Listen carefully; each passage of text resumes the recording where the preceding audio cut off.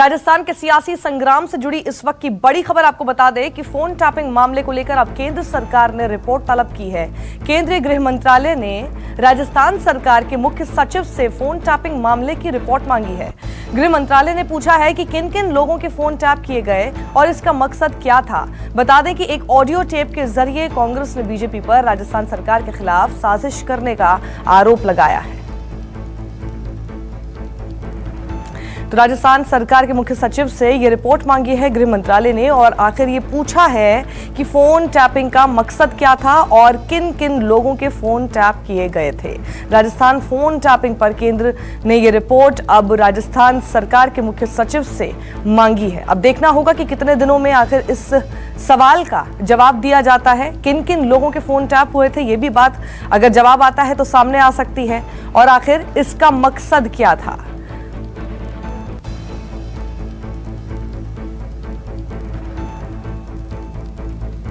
तो राजस्थान में अब सियासी संग्राम बढ़ता जा रहा है।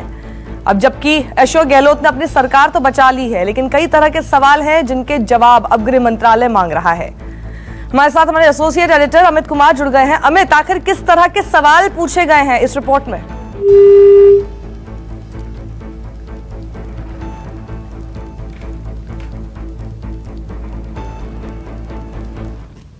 राजस्थान में एसओजी ने ऑडियो टेप मामले की जांच तेज कर दी है। जांच के दायरे में आए बीजेपी नेताओं ने वॉइस सैंपल देने से इनकार कर दिया है। एसओजी ने कल इस मामले में बीजेपी के 2 नेताओं को कोर्ट में पेश कर उनके वॉइस सैंपल लेने की याचिका लगाई है। एसओजी ने ऑडियो टेप मामले में गिरफ्तार आरोपी संजय जैन को भी कोर्ट में पेश किया, जहां से उसे संजय जैन की 4 दिन की रिमांड मिली। हालांकि एसओजी ने संजय जैन से पूछताछ के लिए 8 दिन की रिमांड मांगी थी।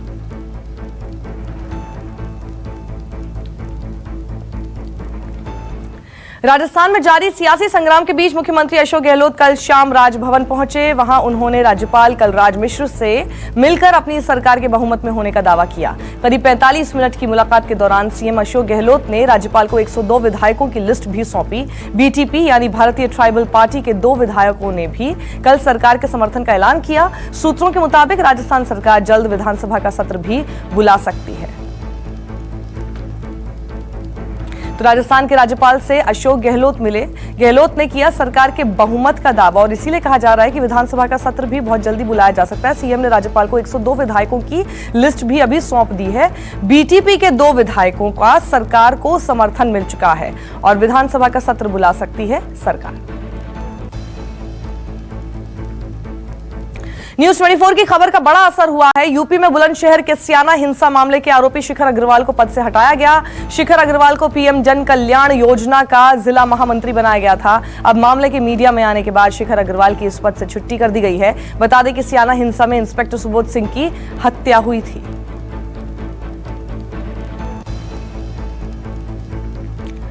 बिहार में कोरोना संक्रमण से बिगड़ते हालात को देखते हुए आज केंद्र की 3 सदस्यीय टीम पटना पहुंचेगी। दोपहर 12:30 बजे पटना पहुंचकर केंद्र की यह टीम अधिकारियों के साथ बैठक कर हालात की समीक्षा करेगी। केंद्रीय स्वास्थ्य मंत्रालय के संयुक्त सचिव लव अग्रवाल की अगुवाई वाली टीम वीडियो कॉन्फ्रेंसिंग के जरिए जिलों के अधिकारियों से भी संपर्क कर हालात की समीक्षा करेगी। केंद्रीय टीम के दौरे से पहले बिहार सरकार ने बिहार प्रशासनिक सेवा के 10 और भारतीय प्रशासनिक सेवा के 4 अफसरों की प्रतिनियुक्ति के साथ ही 5 आईपीएस ऑफिसर्स को भी राज्य के अलग अलग जिलों में तैनात कर दिया है।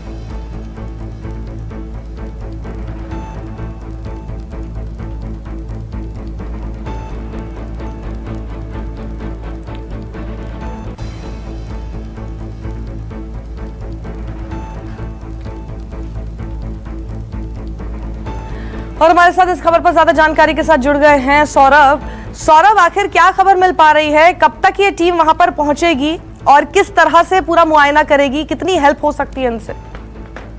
जी बिल्कुल, मैं आपको बताना चाहूंगा 12:30 बजे 3 सदस्यीय जो टीम है वह पटना पहुंचेगी और सबसे पहले लंच करने के बाद जो बिहार के आला अधिकारी हैं उनके साथ इनकी बैठक होगी और उसके बाद यह डिसाइड होगा कि बिहार में कौन कौन से जिले हैं जहां जाना चाहिए। सबसे बड़ी बात है कि इनका ये कहना है कि बिहार जो सरकार है उसकी क्या व्यवस्था है वह देखना बेहद जरूरी है और उसी से यह पता चलेगा कि आखिर किन किन जगहों पर मदद की जरूरत है।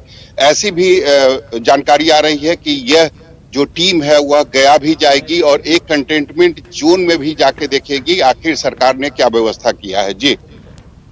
जी सौरभ, लेकिन किस तरह के हालात इस वक्त कोरोना को लेकर बिहार में बने हुए हैं? यानी इतने ज्यादा हालत खराब हो चुकी है इस वक्त कि एक केंद्र से टीम को जाना ही पड़ेगा हालात को सुधारने के लिए।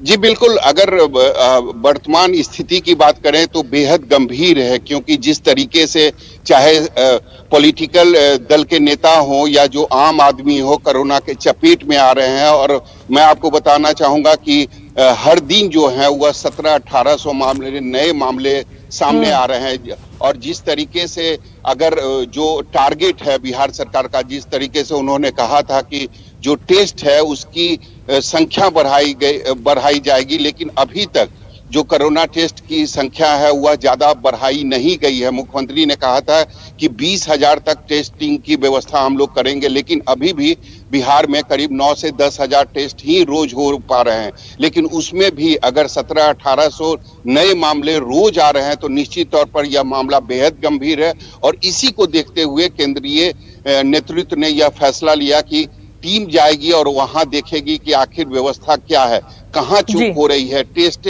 काफी ज्यादा संख्या में क्यों नहीं हो रहे हैं। जब बिहार जी सौरभ, आप हमारे साथ बने रहे। इस बीच हम बता दें कि बिहार में स्वास्थ्य विभाग की बड़ी लापरवाही आई है सामने। मधुबनी में कोरोना के सैंपल जांच के लिए भेजे ही नहीं गए। मधुबनी में 400 लोगों की कोरोना जांच हुई थी, जिसका सैंपल पटना के पीएमसीएच जाना था, लेकिन सारे सैंपल मधुबनी में रखे खराब हो गए, उन्हें पटना भेजा ही नहीं गया। मामला सामने आने के बाद डीएम ने जांच के आदेश दे दिए हैं।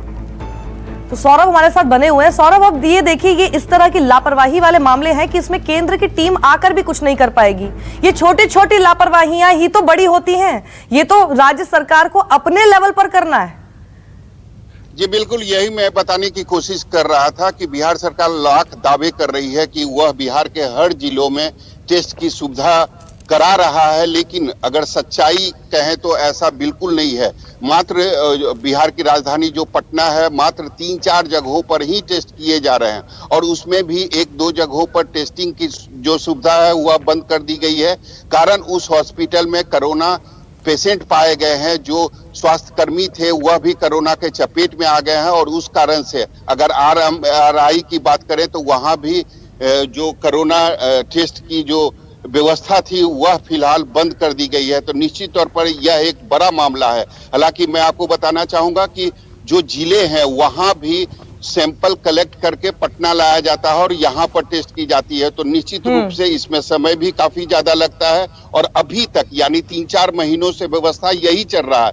तो निश्चित तौर पर इस व्यवस्था में सुधार की जरूरत है, और शायद इसी को देखते हुए केंद्र की जो टीम है वह आज आ रही है, वह सारी व्यवस्था को देखेगी और यह भी पता करेगी कि आखिर चूक कहाँ हो रही है, अव्यवस्था कहाँ है और कहाँ सुधार की जरूरत है। जी सौरभ, शुक्रिया हमारे साथ जुड़ने के लिए आपका।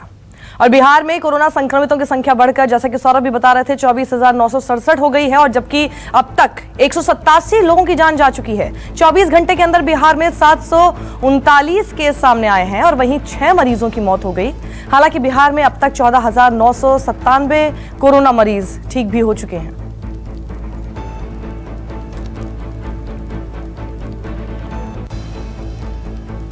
देश में कोरोना मरीजों की संख्या तेजी से बढ़ती जा रही है। सरकारी आंकड़ों के मुताबिक देश में पिछले 24 घंटे में 34,884 नए मामले सामने आए हैं, जबकि इस दौरान 671 लोगों की मौत हो गई, जिसके बाद देश भर में कोरोना पॉजिटिव मामलों की कुल संख्या बढ़कर अब 10,38,716 हो गई है, जिनमें से 3,58,692 कोरोना के एक्टिव केस हैं। देश में कोरोना से अब तक कुल 26,273 लोगों की मौत हो चुकी है। कोरोना से रिकवरी की बात की जाए तो अब तक 6,53,751 लोग कोरोना से ठीक हो चुके हैं। महाराष्ट्र में कोरोना के मामले कम होने का नाम ही नहीं ले रहे हैं। महाराष्ट्र में पिछले 24 घंटे में कोरोना के 8,348 नए मामले सामने आए और 258 लोगों की मौत हो गई। वहीं 5,306 लोग ठीक भी हुए। राज्य में कोरोना संक्रमितों की कुल संख्या 3,937 हो गई है। अब तक 11,596 लोगों की जान जा चुकी है, जबकि कुल 1,65,663 मरीज डिस्चार्ज हो चुके हैं। वहीं मुंबई में कोरोना मरीजों की संख्या लाख के पार पहुंच गई है। कुल मरीजों की संख्या 1,178 हो गई है और पिछले 24 घंटों में कोरोना के 1,199 नए मामले सामने आए और 65 लोगों की मौत हो गई। कोरोना के कारण मरने वालों की कुल संख्या 5,647 हो गई है। राहत की बात यह है कि कुल डिस्चार्ज मरीजों की संख्या 70,492 हो गई है। विनोद जगदाले हमारे साथ जुड़ गए हैं। विनोद, लगातार महाराष्ट्र एक ऐसा राज्य बना हुआ है जहां पर कोरोना का संक्रमण बढ़ता जा रहा है, कम होने का नाम नहीं ले रहा। केसेस हर बार बढ़ते हैं, डेथ्स के रेट भी ज्यादा बढ़ते हैं।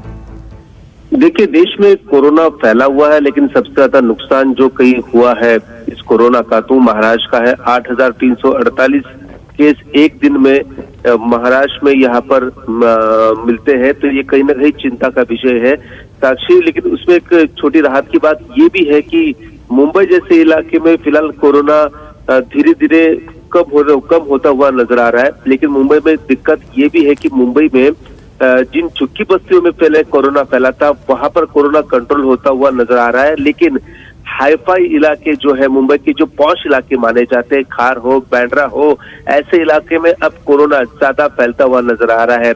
इसके अलावा साक्षी, सबसे अहम बात है कि ऐसा लग रहा था कि जुलाई की शुरुआत तक की महाराष्ट्र के ग्रामीण इलाकों में कोरोना बहुत कम फैलता हुआ नजर आ रहा है। लेकिन अब चिंता का विषय ये है कि महाराष्ट्र में कोरोना हर तहसील तक जा पहुंचा है। ऐसे ऐसे तहसील है ग्रामीण इलाकों में जहां पर कोई पेशेंट जुलाई की शुरुआत में तक नहीं था, लेकिन अब वहां पर पेशेंट की संख्या। विनोद, जिस तरह से आप बता रहे हैं, कोरोना तो पहले ही मुसीबत बना हुआ था, लेकिन अब भारी बारिश भी मुसीबत बनकर आ रही है महाराष्ट्र में।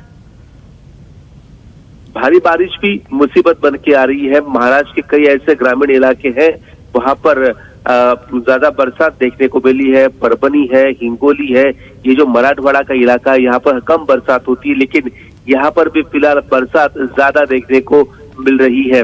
पिछले साल आपने देखा ही होगा कि कोल्हापुर, सातारा में काफी ज्यादा बाढ़ देखने को मिली थी। उस इलाके में भी फिलहाल बरसात ठीक ठाक नजर आ रही है। उन इलाकों में एनडीआरएफ की टीम को भी वहां पर तैनात कर दिया गया है। फिलहाल बात करें तो मुंबई, ठाणे, पालघर, इस इलाके में भी एनडीआरएफ की टीमें तैनात कर दी गई है। शुक्रिया ज्यादा बरसात होती है। नमस्कार, मैं हूं मानक गुप्ता। अगर आपको हमारा ये वीडियो पसंद आया हो तो इसे लाइक और शेयर जरूर करें, और हाँ, हमें सब्सक्राइब और फॉलो करना ना भूलें ताकि आप देश और दुनिया की कोई खबर मिस ना करें। तो जुड़े रहिए हमारे साथ और देखते रहिए न्यूज़ 24।